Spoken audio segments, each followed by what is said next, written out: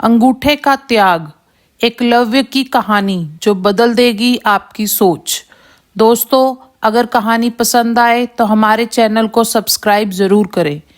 किसी राज्य में निषादों के एक राजा थे। उनका नाम हिरण्यधनु था।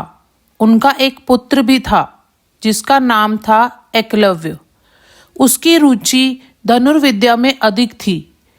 इस उद्देश्य के लिए वो द्रोणाचार्य से शिक्षा प्राप्त करना चाहता था, मगर द्रोणाचार्य सिर्फ उच्च जाति के बालकों को ही शिक्षा देते थे। हिरण्यधनु ने एकलव्य को बहुत समझाया, पर वो नहीं माना। एक दिन वो हस्तिनापुर चला गया। हस्तिनापुर कौरवों पांडवों की राजधानी थी। द्रोणाचार्य उन दिनों युद्ध विद्या के बहुत प्रसिद्ध आचार्य थे। वे उन दिनों कौरवों और पांडवों को धनुर्विद्या का ज्ञान दे रहे थे। हस्तिनापुर में द्रोणाचार्य के लिए ही एकलव्य आया था। द्रोणाचार्य के पास जाकर दूर से ही एकलव्य ने उन्हें साक्षात प्रणाम किया। आचार्य ने उनकी वेशभूषा से ही पहचान लिया कि यह किसी निम्न जाति का बालक है। द्रोणाचार्य ने बालक से पूछा, बालक, यहाँ तुम किस कार्यवश आए हो? एकलव्य ने विनम्रता से कहा, मैं आपके श्री चरणों में रहकर धनुर्विद्या की शिक्षा लेने के लिए सेवा में प्रस्तुत हुआ हूँ। द्रोणाचार्य संकट में पड़ गए। वे कौरव और पांडवों को यह शिक्षा दे रहे थे। वे जानते थे कि निषाद बालक को शिक्षा देना उनके शिष्य स्वीकार नहीं करेंगे। वे स्वयं भी इस पक्ष में नहीं थे। अतः उन्होंने कहा, बेटा एकलव्य, मैं खेद से कह रहा हूँ कि किसी निम्न जाति के बालक को शस्त्र विद्या नहीं सिखा सकता। एकलव्य भी यह बात जानता था, अतः उसको गुरु का उत्तर सुनकर कोई दुख नहीं हुआ। वह निराश नहीं हुआ। उसने आचार्य के सामने भूमि पर लेटकर पुनः प्रणाम किया और कहा, भगवान, मैंने तो आपको गुरु मान लिया है। मैं आपको किसी धर्म संकट में नहीं डालूंगा। मुझ पर केवल आपकी कृपा बनी रहे। एकलव्य हस्तिनापुर से लौटकर घर आ गया। वह बहुत उदास था, पर उसने अपनी रुचि नहीं छोड़ी। इस कारण वह एक दिन बिना किसी को बताए कहीं वन में चला गया।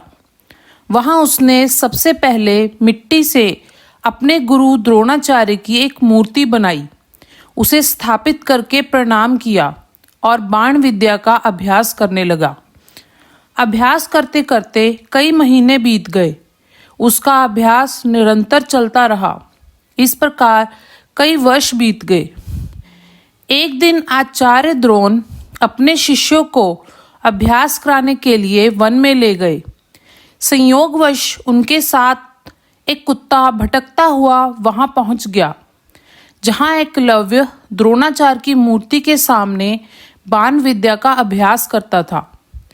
वह एकलव्य की वेशभूषा को देखकर भौंकने लगा। एकलव्य अपना अभ्यास कर रहा था। कुत्ते के भौंकने से उसके अभ्यास में बाधा पड़ रही थी, अतः उसने 7 बाण इस प्रकार चलाए कि कुत्ते का मुंह बंद हो गया। विवश होकर वह द्रोणाचार्य के पास पहुंच गया। कुत्ते के मुंह को बाणों से बंद हुआ देखकर सब आश्चर्य में पड़ गए। आश्चर्य इसलिए कि कुत्ते को कहीं चोट नहीं लगी थी। यह धनुर्विद्या का बहुत बड़ा कौशल था। अर्जुन ने द्रोणाचार्य से कहा, गुरुजी, आप तो कहते थे कि मुझे सबसे बड़ा धनुर्धर बना दोगे, पर मुझ में तो ऐसा ज्ञान नहीं है। गुरुजी ने कहा, चलो उस धनुर्धर को ढूंढे। सब ढूंढते ढूंढते एकलव्य के अभ्यास स्थल पर पहुंच गए। एकलव्य ने जैसे ही द्रोणाचार्य को देखा, उनके चरणों में गिर पड़ा। आचार्य ने एकलव्य से प्रश्न किया, बालक, बाण विद्या का इतना अच्छा अभ्यास तुमने किससे कराया है? एकलव्य ने नम्रता के साथ कहा, भगवान, मैं तो आपके ही श्री चरणों का दास हूँ। यह कहकर उसने मिट्टी की मूर्ति की ओर संकेत कर दिया। द्रोणाचार्य ने सोचा, इससे तो अर्जुन निराश हो जाएगा। और आचार्य अर्जुन को नाराज नहीं करना चाहते थे। द्रोणाचार्य बहुत चतुराई के साथ कहा, वत्स, क्या इस हस्तकोश सिखाने की मुझे दक्षिणा दोगे? एकलव्य बहुत खुश होते हुए कहा, आज्ञा कीजिए भगवन।